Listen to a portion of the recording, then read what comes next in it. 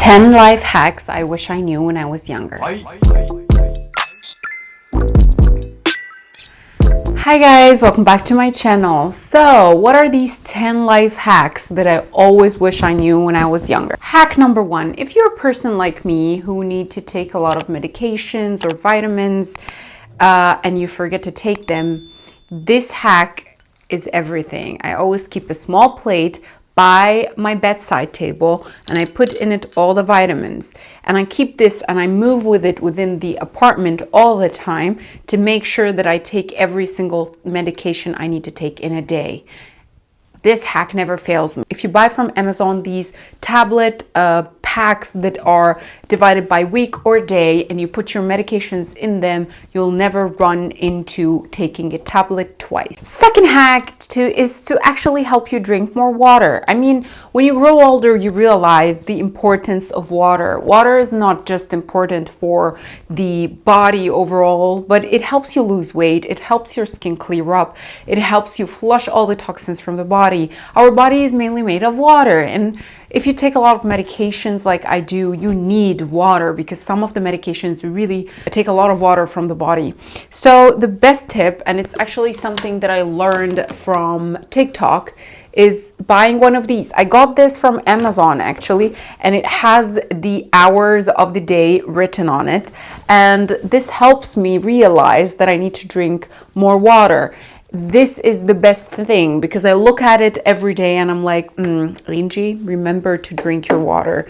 It's completely 3 liters of water, which is what you need for a healthy body in general. The next hack is for journaling. Journaling is really good for mindfulness, for the body, for the mind, for the emotions to be intact. But if you're like me, I was always having a hard time to just take a blank canvas and write on it. What really helped me is to buy journals that are guided. There are 2 that I'm going to show you today. The first one was the 5-minute journal. I talked about this in my Amazon video. If you haven't watched it, go watch it, my Amazon favorites.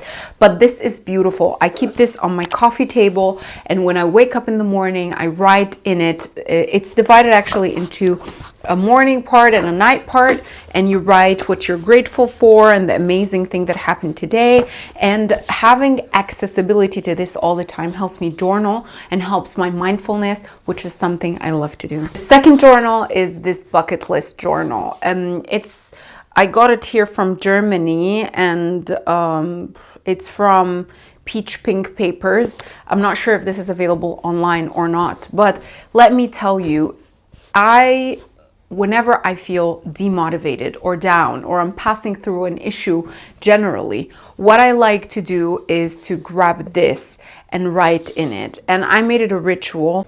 In the beginning of this, you write all your bucket list items, things that you want to do, and then you have a page later on for each dream or each goal. And I take my time on days I'm feeling down to write one of those bucket list goals and why I want to do it.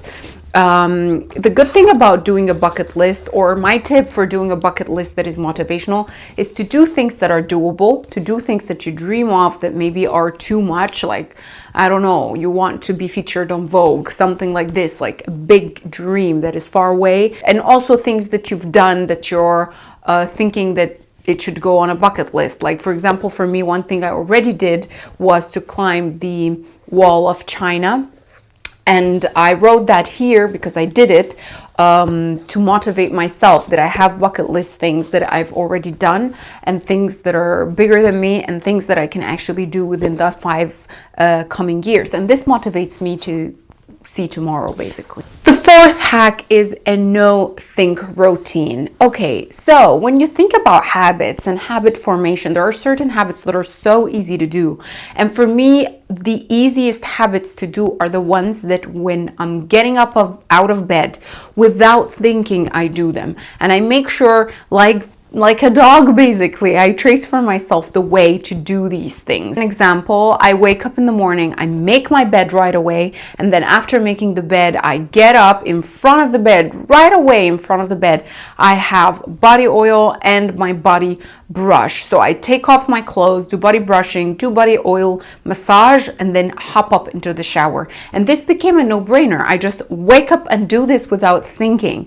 Having a no thinking routine and picking up habits that you want to link to this right when you wake up, before you're thinking, before you talk, is a foolproof way to make habits that are healthy stick to you. Hack number 5, bedside no regret box. Okay, this sounds a little bit weird, but okay, we're adults and I'm gonna be realistic. Some days I'm not having it. I'm going to bed late at night, too lazy to wash my face or brush my teeth or remove makeup. And that is very realistic. So what I did in order to combat that and not to harm my skin was to make a box by my bedside table that has makeup wipes, and I make sure that I buy the makeup wipes that are with micellar water. I buy the one from Garnier.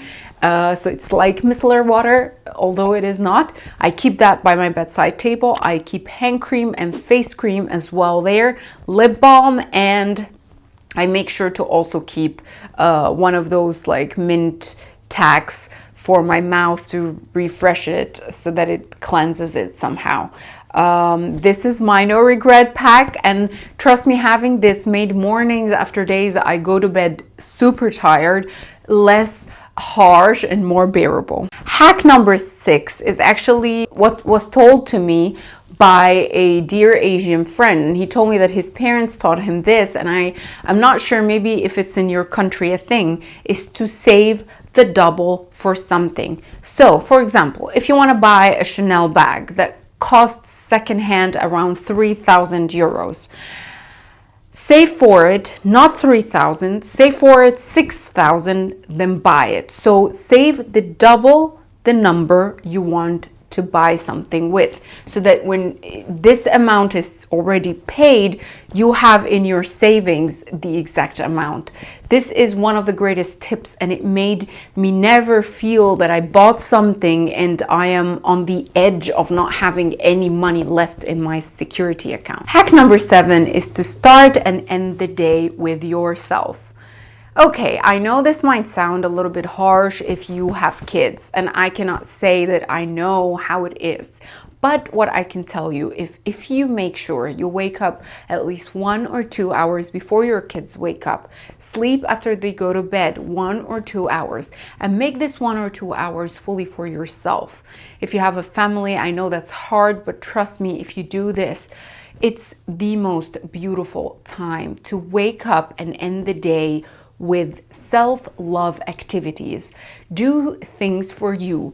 For example, it could be listening to an audiobook. It could be listening to a mindfulness podcast. It could be doing those 5-minute meditation apps thing, exercise for 10 minutes. Do something that screams you.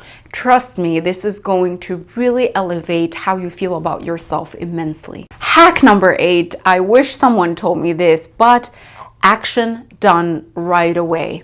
You know, when you sit at work telling people, I wish I traveled more, the moment you catch yourself saying that, book a ticket anywhere. So for example, I'm sitting and saying, I wish I travel. Okay, I book 2 months in advance. In the moment I say this, a trip to Paris. I check my calendar and I make sure I do this.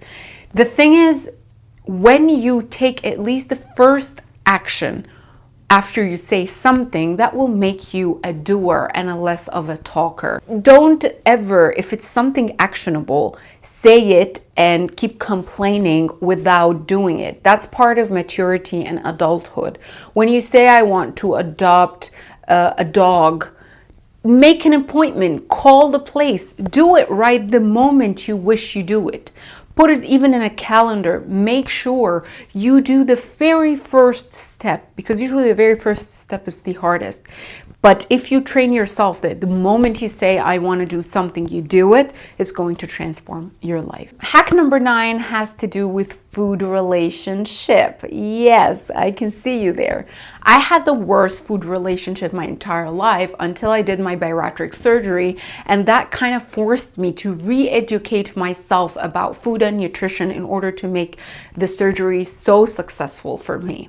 If you want to know more about that, I'm going to put it in the cards. It's not dieting. Don't go on a diet and go off of it. Change your lifestyle. Find substitute. Find a way. I made sure that no matter what, I don't use regular sugar in food. I use this sugar alternative. I use it instead of using regular sugar. I use an air fryer. Talked about it also in the Amazon video because I love fried food instead of frying in oil. I got really good pans that are non-stick so that I never use oil when I want to put a piece of chicken and put it on the stove. So small steps made huge difference in the amount of calories that I am making. So things like that, lifestyle changes that are fixed. Another thing I did was I collect from all fast food chains these papers. So this is from McDonald's, and this has the entire calories that are from McDonald's. They have them in the shops, so ask for it the next time if you can have one of these. I carry them around with me all the time in my bag, take a picture of it, download it from their online websites, and I make sure to check not just the calorie intake, how much protein is in this, how much fat is in this, how much sugar is in this, so that I kind of assess when I'm eating in a day. I didn't eat anything with protein all day, so I'm gonna pick something with high protein. I'm gonna pick something with a ratio equal protein and carbs. So staying on top of your meals and having a good relationship with food, not deprive yourself of food to lose weight and then go back and binge eat, but have a good relationship with food. The last tip, and tip number 10, is investing in yourself. Invest in how you look, invest in your mind, invest in your emotions. Go to therapy if you need it.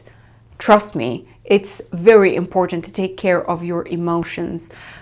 Take courses, learn something you like, make something your hobby, take courses online, invest in yourself, in your mind, in the way you speak. It's never too late to learn anything. And actually what makes investors and businessmen different from normal people is that they never stop teaching themselves new things. You can do a new sport, you can start meditating. Recently I've been so much into crystal healing. I've been reading about it and I'm trying to purchase some. So always try to learn new things. That's going to elevate you to a different and a better person and a better adult. I hope this video comes from the heart to the heart. Like this video if you liked it. Don't like it if you don't. That helps me know content you like to see on my channel. Subscribe for more. Turn the notifications bell so that you see more from me. And make sure to comment what from these tips and hacks resonated with you the most. I'll see you in my next video. Have a happy life, Booze. Bye.